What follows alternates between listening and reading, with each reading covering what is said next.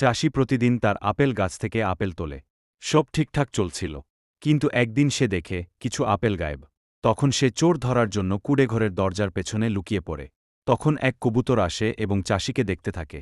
যখন কবুতর চাষিকে দেখতে পায় না, তখন সে গাছ থেকে আপেল ছিঁড়ে ঝুড়িতে রাখে এবং নিয়ে যেতে থাকে। তখন চাষি চুপচাপ কবুতরের পেছনে যেতে থাকে। কবুতর তার ক্ষুধার্ত বাচ্চাদের সেই আপেলগুলো খাওয়ায়। চাষি এইসব একটা গাছের পেছনে লুকিয়ে দাঁড়িয়ে দেখে। তারপর চাষির কবুতরের ওপর মায়া হয় এবং সে কবুতরকে নিজের সাথে রাখ। চাষি প্রতিদিন তার আপেল গাছ থেকে আপেল তোলে। সব ঠিকঠাক চলছিল। কিন্তু একদিন সে দেখে কিছু আপেল গায়েব। তখন সে চোর ধরার জন্য কুঁড়েঘরের দরজার পেছনে লুকিয়ে পড়ে। তখন এক কবুতর আসে এবং চাষিকে দেখতে থাকে। যখন কবুতর চাষিকে দেখতে পায় না, তখন সে গাছ থেকে আপেল ছিঁড়ে ঝুড়িতে রাখে এবং নিয়ে যেতে থাকে। তখন চাষি চুপচাপ কবুতরের পেছনে যেতে থাকে।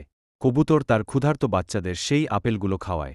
চাষি এইসব একটা গাছের পেছনে লুকিয়ে দাঁড়িয়ে দেখে।